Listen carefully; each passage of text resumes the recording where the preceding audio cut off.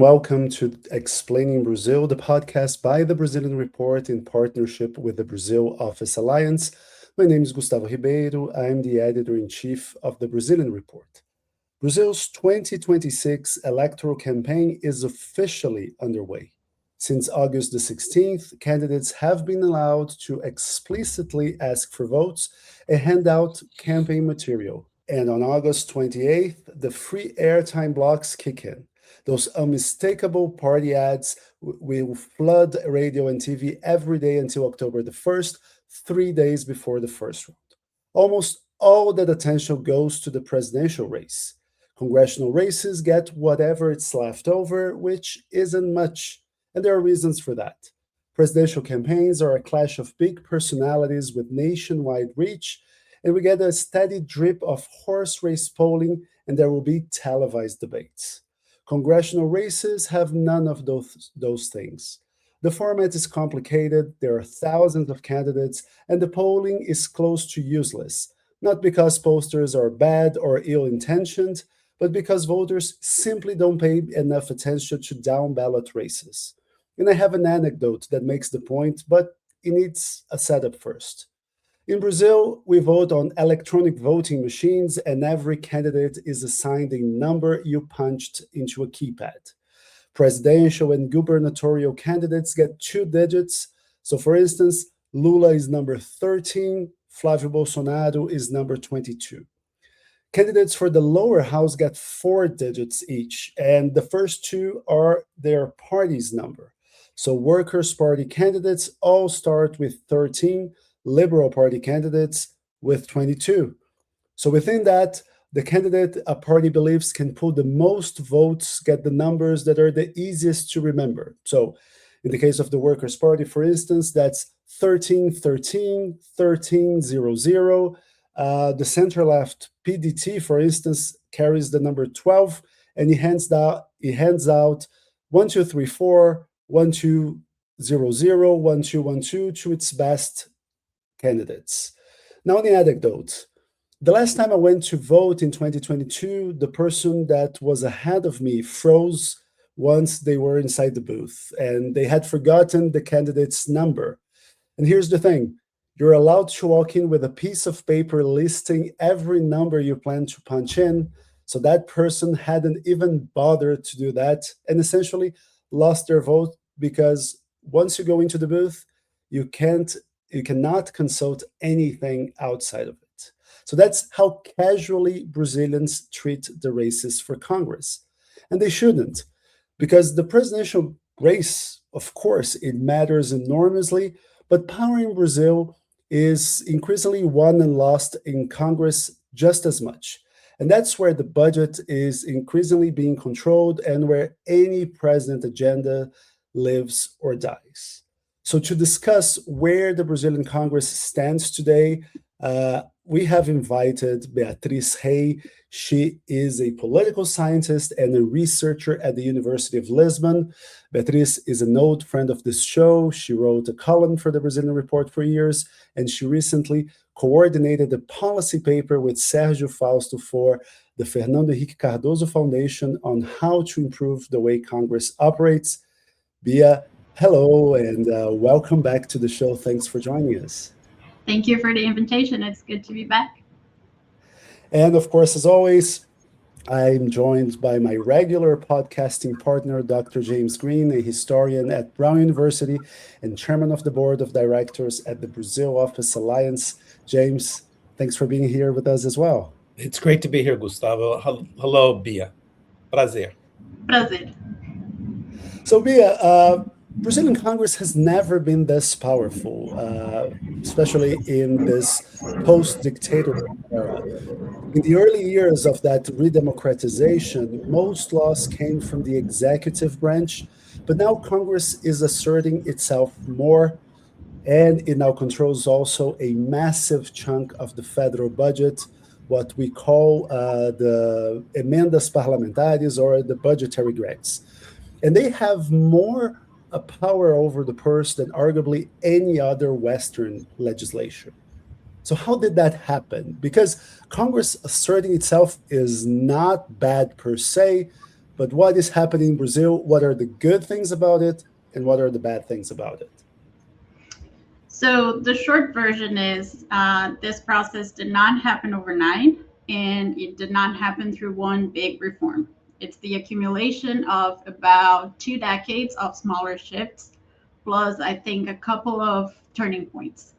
For most of the post-dictator period, the president really did run the show in Brazil. So if we look at earlier works done in political science between 1988 and the early 2000s, about 85% of the laws that got approved originated in the presidency. And the odds of Congress actually killing a presidential bill were under 3%. I think to me, and that's what we write in the policy papers, that the first turning point was in 2001 when Congress reformed how provisional decrees work. Provisional decrees are like executive orders in the US. They work a little bit different, but I think that's the most appropriate comparison I can think about right now. So what Congress did is they capped their validity, required a joint committee to review them, ended the practice of the president just reissuing the same decree over and over again. That reform forced negotiation in a way that hadn't existed before. And then in 2009, researchers in political science, they document that was the first year that deputies and senators passed more bill of their own sponsorship than the president. From there, I think it's cumulative. Congress starts building up technical capacity, legislative consultancies, hire more qualified people. Committees, at that point at least, start working as policy shops, approving legislation. And then we have been discussing this a lot in Brazil recently. In 2015 and 19, 2 rounds of budget reforms made a chunk of the federal budget constitutionally guaranteed to individual and party amendments. That was the money that the president used to be able to negotiate and reward allies and punish non-allies. That money now is just owned. That's the budgetary amendments or grants that you were referring to. We don't know the extent to which that shifted leverage. I am involved in a research project myself trying to figure that out. Part of the literature says that it has, part of the literature says that it hasn't. So we're trying to understand that. I think the COVID pandemic made all of this process more visible when in 2020, Congress wrote most all of the pandemic related legislation, 96% of the bills on the topic. It also, a lot of I don't have the numbers right now, but most of the approved legislation was sponsored by legislators. And then when the government, that was the Bolsonaro administration, when it proposed a 200 reais emergency payment to citizens, it was the Chamber of Deputies who said, no, we want 500 reais. And then that amount turned out to be 600 reais. So there you really saw Congress acting proactively in the policymaking process. Now, is it good or bad? On the contrary to what the piece on The Economist says, sort of putting that in my voice, which I did not say, I do not think that a more assertive Congress is a problem. I don't think it is necessarily. I think Congress has the potential to act as a co-policymaker with the executive if certain conditions are met, right? The president is one person. It reflects one political group. Congress has hundreds of people from every region and every ideology. So I think and like 20 parties as well. What? And 20 parties as well. So yeah, I mean we're reducing the number after the institutional reforms. I think we're getting there. But I think that's something that we have to keep in mind, right? So when Congress works well, I think that's a feature, not a bug. It should make policy more legitimate, more likely to stick. The argument that we have in the policy paper is not that Congress got too strong, is that a lot of this strength got built through the back door. Informal deals, procedural shortcuts, rather than through Congress's own formal rules. I think that's the part that worries me, worries Sergio Fausto, and not the gain power or the more assertive power itself.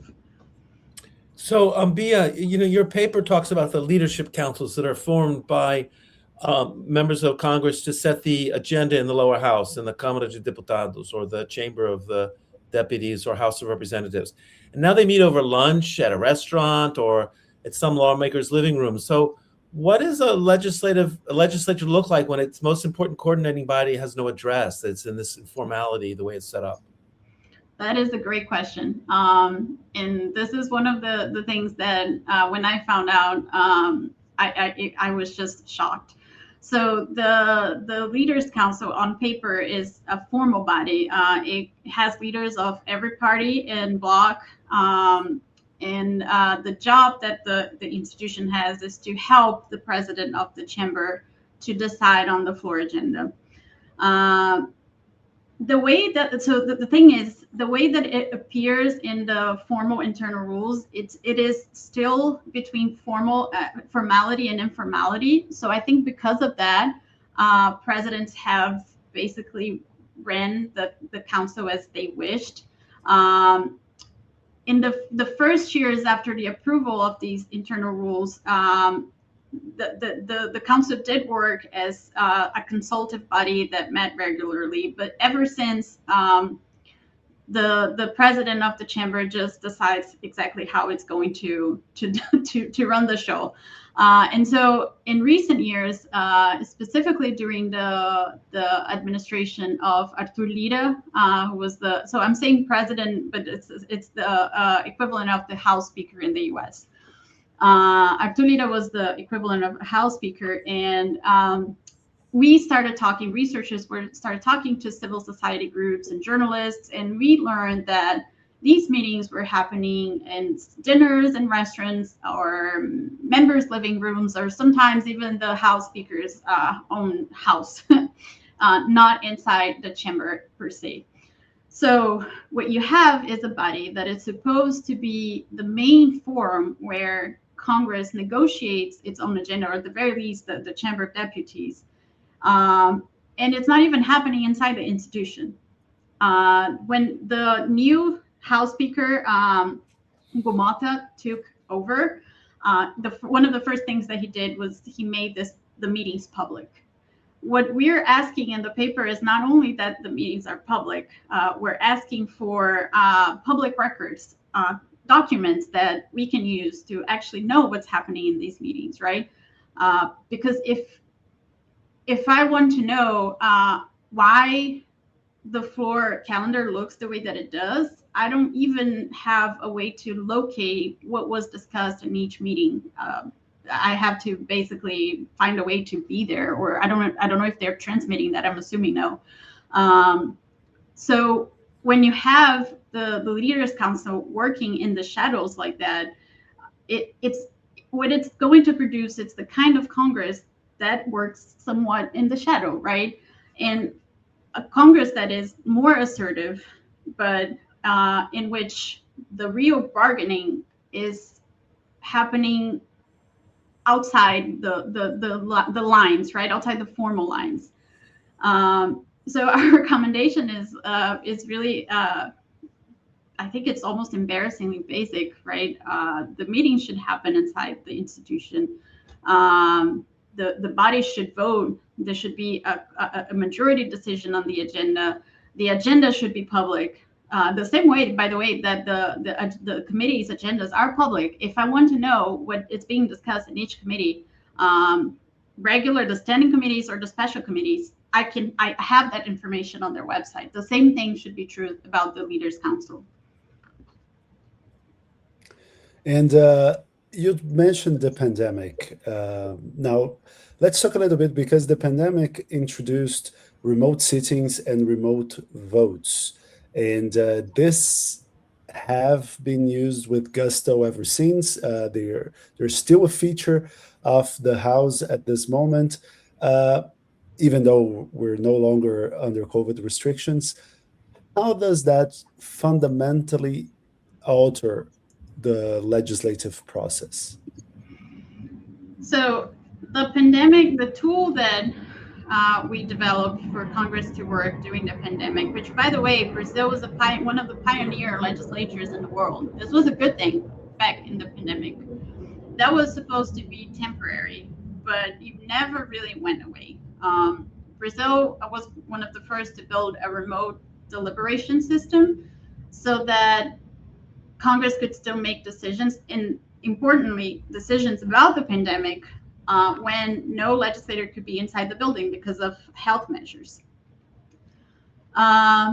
Now, what's happening is that the Chamber and the Senate, they run hybrid sessions every Monday and Friday with a little changes in between how it happens in the Chamber and the Senate, which, by the way, are the 2 days that legislators are usually not in Brasilia. They are in their legislative districts doing work. I'm not saying that they're not working. They are working, but doing different legislative work. So I think that the problem, first of all, I think there are two problems here. The first one is that you're basically killing politics by allowing hybrid sessions to still happen. It's one thing to have that system operating when you have a health emergency, a pandemic, right? It's another thing when you really don't have a reason to have that system in place. If legislators are not in Brasilia in these 2 days, then all the voting should happen in the other days, as it always did. When you take legislators out of the floor and allow them to vote remotely, first of all, you don't know who's voting necessarily, and if the person knows what they're voting on, all of the bargaining that should happen on the floor doesn't exist. So that's what I mean by killing politics. So you're taking politics out of the process.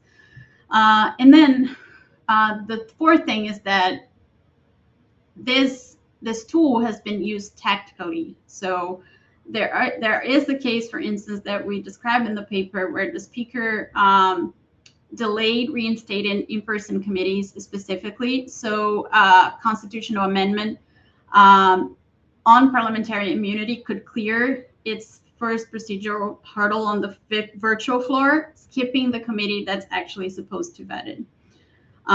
You also have cases of the speaker manipulating the number of legislators who need to be present on the floor in terms of allowing the ones who are outside traveling in Europe, for instance, to have their votes count so that the measure or the bill that he supports is approved or not approved. That is the problem, right? We're not following the rules here, and we're using a tool that was supposed to last for a specific period of time to operate in daily routine. That's not okay. So we propose several restrictions. Basically, if I had to summarize it, it's basically this system that was developed for the pandemic, the remote system, should only be used in extraordinary conditions, such as a pandemic, a climate crisis, something that is extraordinary. That's why it was created. It was never created to be a part of the routine of Congress. Gustavo, do you want to take the next question?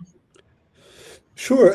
Let's talk about a little bit about the fact that you also mentioned provisional decrees, and so these, long story short, they have to be approved by Congress until up to 180 days, otherwise they expire.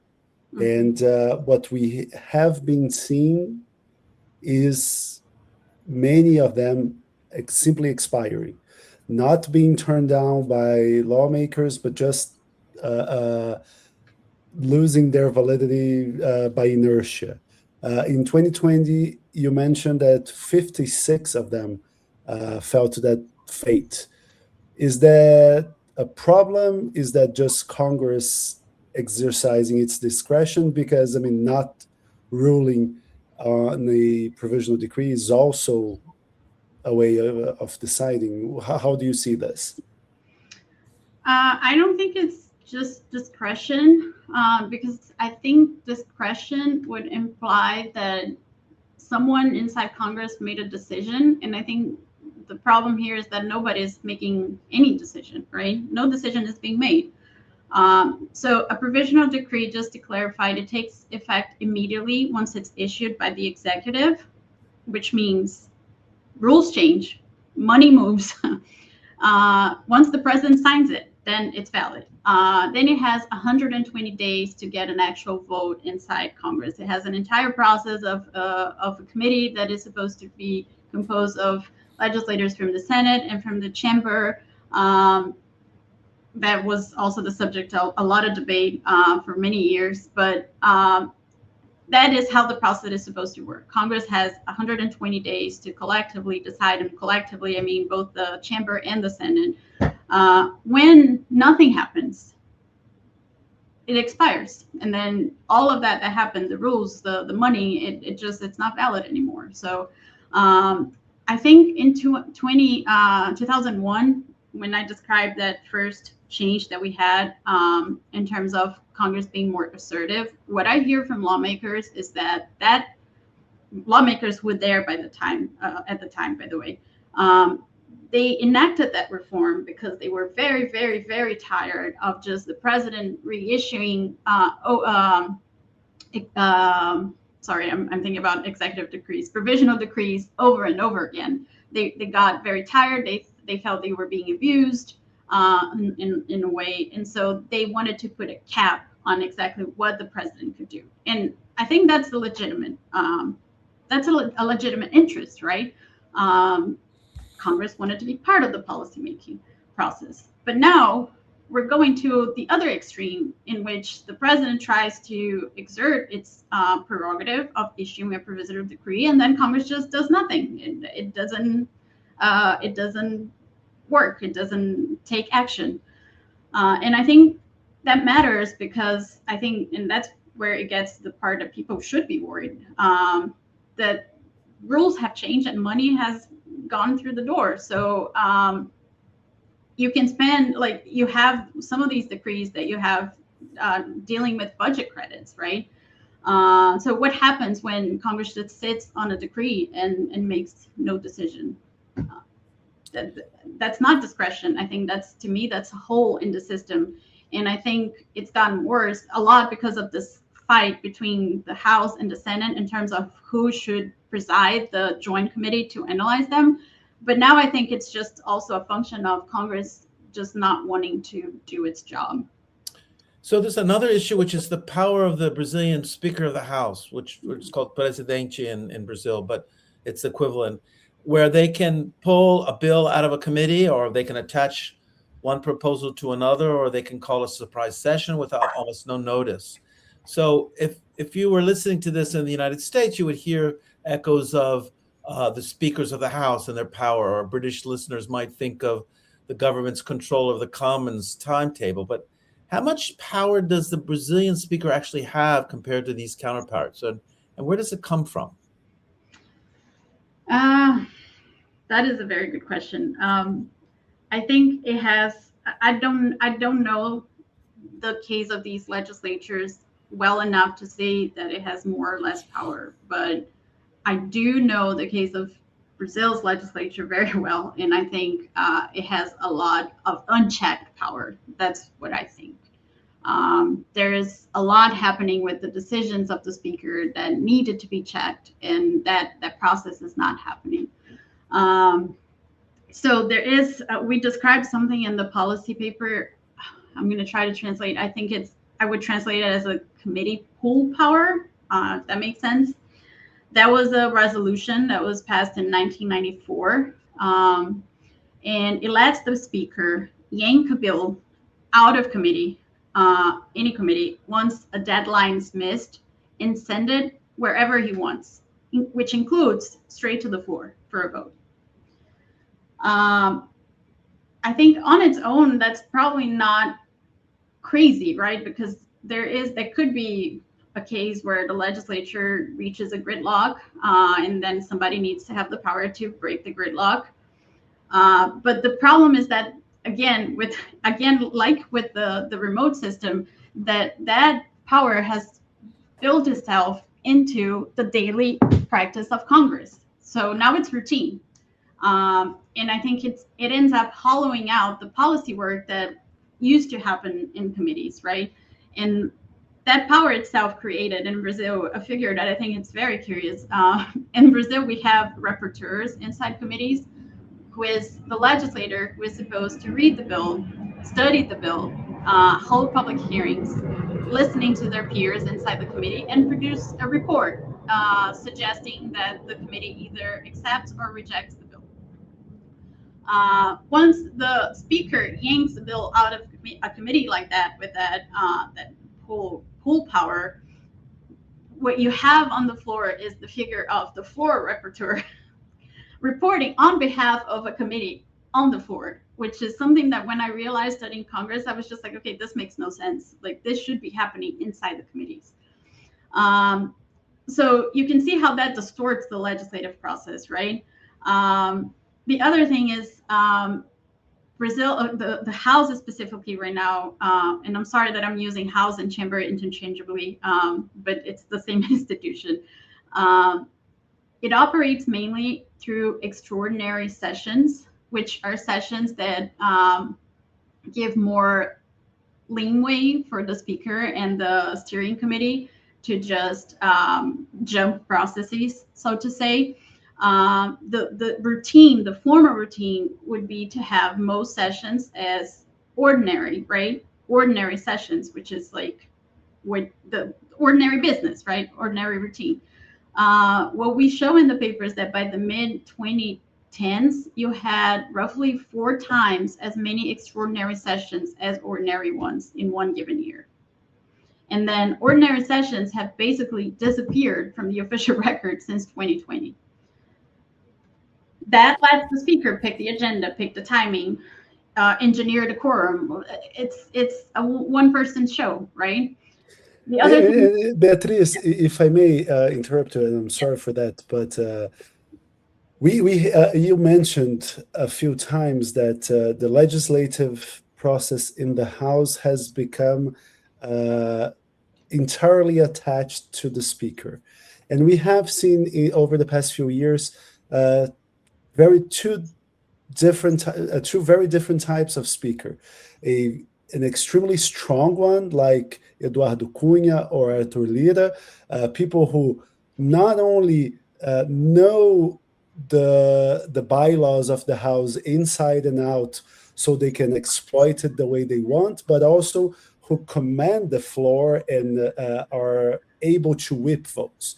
And then you have speakers like Hugo Mota, the current one, a very young legislator, and who is considered by most keen House observers a weak speaker of the House. His deals do not stand. He responds to who yells the loudest at him. What is worse?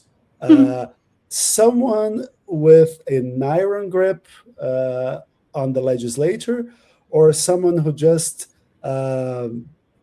lets the mad people run the mental institution? So I would say that it doesn't really matter who's better or who's worse. The issue to me is we shouldn't have the House, the legislative process inside the House happening in terms of the personality of the speaker. The rules should be enforced in a way that it doesn't matter if Arthur Lira is the one who likes to, we use the word in Portuguese, atropelo, right? That just disregards all rules and just bulldozing everything. Bulldozing, thank you, bulldozing everything. Or if the speaker is somebody who's young and nice and likes to chat. So I heard, like, I was at the speaker election in Brasilia, the last one. I heard this from legislators from the left to the right. Like, we are tired of bulldozing. We really want things to happen in the way that they should. Like, there are rules for that. it's because the rules are either have been hollowed out to a point that now we need new ones or changes in the existing ones, or that they're just not being respected at all. Like that is why you're asking me that question, Gustavo, because the rules don't matter. And what matters is the personality, because the rules are not being respected. So you see, the problem comes exactly in that, I think. James, want to go?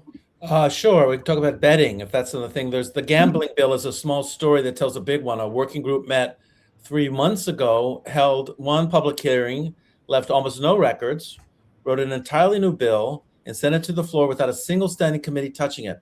And how common is that route right now? Unfortunately, more common than people realize. And I think it's becoming sort of a default route for anything that is considered politically awkward. I think that the pattern that you're describing with the gambling bill is almost like a template and I've done work for the Brazilian report about this topic, so Gustavo knows very well where I'm coming from. So you have a working group that gets set up outside the normal committee system, meets for a few months, holds, I don't know, a number of public hearings or no public hearings, doesn't leave any paper trail or not much of a paper trail, writes its own bill from scratch, and that goes on the floor. It's completely absurd to me. And it's not like something that happened once or twice, right? Between the early 2000s and today, the number of these working groups the Speaker's office has created went from 3 to like 22. It's not really incremental. It's what I see here is that Congress is really building a parallel track for bills. And it may be the case that the committee system is not able to deal with the amount of bills that we have in Brazil. And I know they are a lot, believe me. I work on legislative data, they are a lot. But if that's the case, then we need to sit down and rethink how committees work, not create an informal parallel track to analyze bills. And why does that matter, right? Standing committees have obligations. They are required to hold public hearings. Most importantly, they have to reflect the party balance of the whole chamber, the whole house. That is a very key difference between the committees and the working groups. Working groups, they can operate as they want. You can have as many members from the opposition or the government that the Speaker wants. The Speaker decides who is on the working group, how long the working group is going to run, whether it has to leave a paper trail or not, or even the members of the working group can convince the Speaker, and then that's it. There's no accountability. So when you have a bill going through a working group instead of a committee, it's not just about skipping a formality. I think you're skipping the actual mechanism that's supposed to give the public, citizens, a say before something becomes law.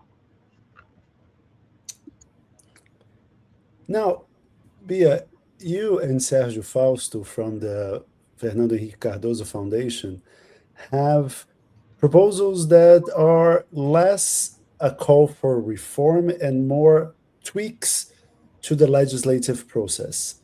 There is no constitutional overhaul. It's more touching on the rule book of the House. But then again, you're asking a group of politicians to voluntarily give up discretion they enjoy. Why would they do that? Because right now they control the legislative process. They are increasingly more powerful over the budget, and that has reduced the cost of being in the opposition to any given government. I mean, how can you put the genie back in the bottle? And is there any precedent in Brazilian politics for Congress restraining itself? I think that's a fair question, and that's usually the last question I get from every journalist I've talked to about this paper is exactly why would they even bother to do that? That we have clear signals that they're not interested.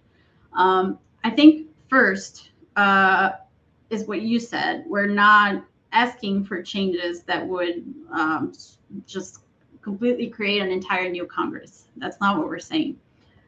Everything that we're proposing can be enacted through a resolution bill that only needs to be approved inside the chambers, in the House or the Senate, that are basically improvements in terms of how the rules are, either because they're not being respected or because a parallel track has been created. Anyway, regardless of the why, we're just creating their adding layers to the rule book through these. And the way to do this is through the resolutions, which again, it's an internal affair of Congress. It doesn't require anything but the support of themselves, right?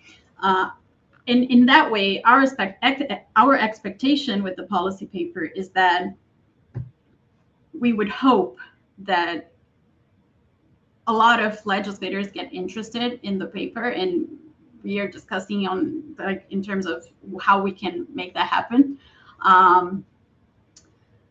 so that each one would get an idea and propose as a resolution bill, so that it's not one big effort. It's like small efforts happening in different timelines, so that it's more palatable for Congress. The other thing is, as I said, I talked to legislators, and I know that they are all dissatisfied with the status quo, from the left to the right. I spent a lot of time talking to them during the election for a speaker, and specifically inside the House. And they're all dissatisfied because it makes their life harder, right? It's very hard if you're a legislator and if you care about your job and you get the agenda for the floor session like 2 hours before you're supposed to be there and vote. Like, you can't do your job well. So I think there is a consensus inside that things are not working as they should, even if that consensus has weakened a little because of the profile, the personality of Hugo Mota, who's not bulldozing everything all the time. I think that there is still that will inside Congress. And there is precedent, right? And it's not even ancient history, Brazilian politics. In 2005, Congress changed its own rules in terms of how committee and leadership seats get allocated to top members from switching parties midterm, just to gain the seat count. That was an instance of self-regulation. And it was done because the instability had gotten so bad that even the people that were benefiting from the old system wanted a fix. And I think we are in a similar moment right now, except a little broader, right? It's not going to be a narrow fix, as I said, and that's why we hope that it's several people working in different resolution bills in different times. But it's a fix. And I think that the alternative of not doing anything has a cost.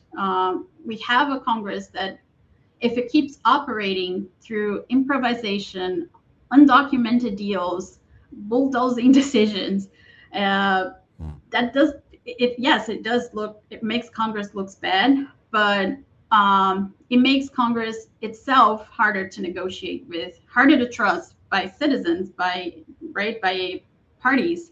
And I think that is probably going to feed into the erosion of confidence in the whole political system.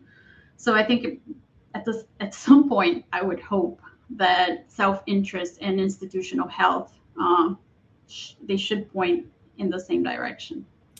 So, Bia, if you're right, the next president, whether it's in October, whoever wins in October, whether it's Lula or Flavio or another person, Congress is going to be stronger and less predictable and harder to negotiate with than in any other democratic era. So how can one govern under such circumstances? I think a lot of it will depend on how the composition of the Senate what it looks like. We don't know how conservative it will become. I keep hearing that it should be more conservative than it actually is, and then the government, in a hypothetical second administration of Lula, second in this round, that the government would lose any leeway that it had in terms of the Senate. Did it have leeway? I mean, a little bit, right? I mean, we could move to a situation in which there is not even like room to talk, which I think it would be much worse, right? Just because of the shift to like the extreme shift to the right. I keep hearing things that say that this will happen and this won't happen. So I'm not gonna take a position on that. I don't think after the 2018 election, I decided I don't make predictions anymore as a political scientist. So I wait for results of the election and then we analyze. So I think regardless of who wins, we have a more assertive Congress, for sure. We saw that with Bolsonaro, even when he decided that he was interested in governing, and that was halfway through his administration, he had difficulties with Congress more than once. So I think to govern in that environment, there are two layers there, I think. One is, and Gustavo and I have talked about this, that I think the Lula's present administration made many mistakes throughout the last 4 years in terms of how to negotiate, the timing of negotiation, how many fronts of negotiation were there in Congress. So I think perhaps finding a more skillful strategy would be something that any government should pursue. But the fix also has to be institutional. So if the rules themselves are unpredictable and largely informal, any president is going to be negotiating with a moving target, right? So I think that the proposals we have in this paper are actually the precondition for any president being able to make a deal that sticks.